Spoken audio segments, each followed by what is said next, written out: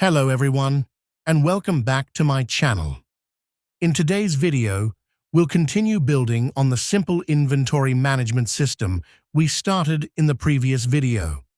If you haven't watched the first part yet, I highly recommend checking it out. The link is provided at the end of this video. In that video, we developed a system to calculate the selling and buying values dynamically in cell E21 based on the selected product category, item name, transaction type, and quantity. Today, we'll take it a step further by adding functionality to clear the form, save the transaction, and check the stock values of the selected item using VBA. Now, to make this system even more functional, we'll write VBA code to perform three key operations. Clear the form. This will reset all the fields to their default state. Then save the transaction. This will save the transaction details to a database or a sheet for future reference. And finally, check stock values. This will allow us to view the current stock levels of the selected item. Let's dive in.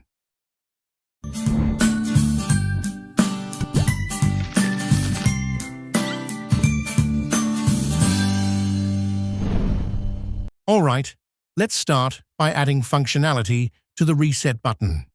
This button will clear all the fields in our form and reset it to its default state. To achieve this, we'll write a simple VBA code in a new module. First, open the VBA editor by pressing Alt plus F11 or from the developer menu, then VBA editor. Once the editor opens, go to the Insert menu and select Module. This will create a new module where we can write our code. Now let's write the code for the Reset button. First, define the procedure called subClear.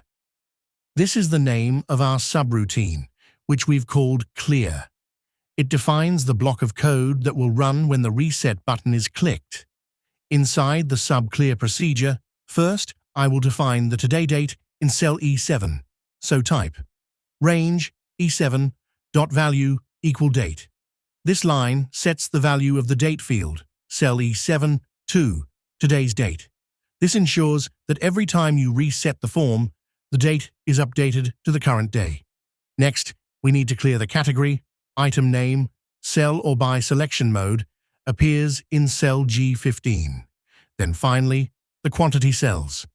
Hence, I will write the code to clear the category content, where we define range properties to define the cell ranges in the VBA code, then write the cell address from E9 to F9 within double quotes. Since it is merged, we need to clear both cell ranges. Then we choose the .clearContents method to clear the contents for the defined cell ranges. This clears the contents of the category and item name fields.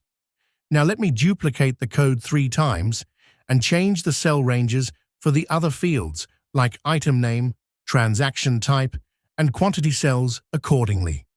Once you've written this code, return to your Excel sheet. Next, we'll assign this macro to the Reset button. To do this, right-click on the Reset button, select Assign Macro, and choose the Clear macro from the list. Click OK. Now, when you click the Reset button, all the fields in the form will be cleared and the date will be reset to today's date. This makes it easy to start a new transaction without manually clearing each field. And that's it for the Reset button. In the next part, we'll move on to adding functionality for saving transactions. Next, we want to achieve the functionality where, when we click the Save button, the data in the form is archived into the inventory worksheet. The key operation here is that whenever new data comes in, each new entry must be added to the last row of the table. Therefore, we need to determine the position of the last row. One simple way to do this is by using Excel's counter function, which counts how many cells in a range contain data. So, we'll create a new macro named Save.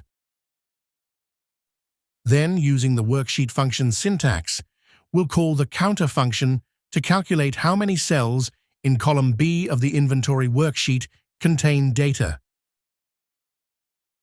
The result is stored in a variable called x, and the data type of x is a number, long. If needed, we can use the message box syntax to check whether the counter function has calculated the correct result. For example, when I run the macro, counter calculates that only one cell in column B contains data.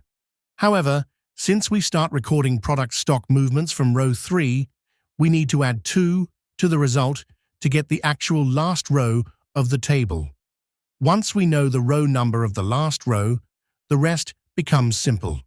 We can transfer the data from the form to the table, cell by cell.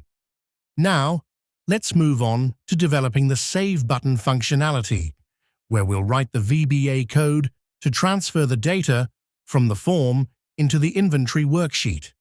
To achieve this, we use the cell references method, which allows us to specify the exact cell where we want to place the data. Here, X represents the row number and Y represents the column number. This method is particularly useful for dynamic data, as we calculate the row number X based on the last row of the table using the counter function. First, we define the serial number to be saved, which is not from the form, and we define it manually.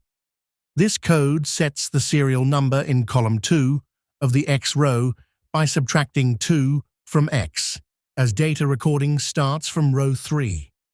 In the next line, we copy the date from the form, cell E7 in the main sheet, to column 3 of the X row in the inventory sheet. I highlight this line of code and copy it, then paste it several times below. I will mention the field name for easier future code reviews. Modifying the references in sequence so that each column in the inventory table correctly corresponds to the form to ensure that all the data from the form is transferred to the inventory worksheet in the correct columns and rows, with each new transaction added to the next available row. To validate the Save button operation, we can define a message box property that will pop up when the data is saved successfully. Once the code is written, you can assign the macro to the Save button, and clicking it will seamlessly archive the form data into the inventory worksheet. After saving the data, it's a good practice to automatically clear the form to prepare it for the next transaction. To do this, we'll add a call to the clear macro at the end of the Save macro, ensuring the form resets only after the data is successfully saved. Next, we'll modify the serial number format by adding a prefix and leading zeros to make it more structured. To do this, right-click on the serial number column in the inventory worksheet, select Format Cells, and navigate to the Custom category under the Number tab. Here, we'll define a custom format by entering A and followed by 4 zeros. This format ensures that the serial number starts with the letter A, followed by 4 digits, with leading zeros automatically added for smaller numbers. Now, every time new data is saved, the serial number will be formatted consistently and professionally. That wraps up today's episode. In the next part, we'll continue enhancing this inventory system by adding features to check stock levels, retrieve transaction history, and even generate bills for customers. Don't forget to subscribe to my channel and hit the like button if you found this video helpful. Sharing it with others can help them too. Thank you for watching, and I'll see you in the next episode. Take care.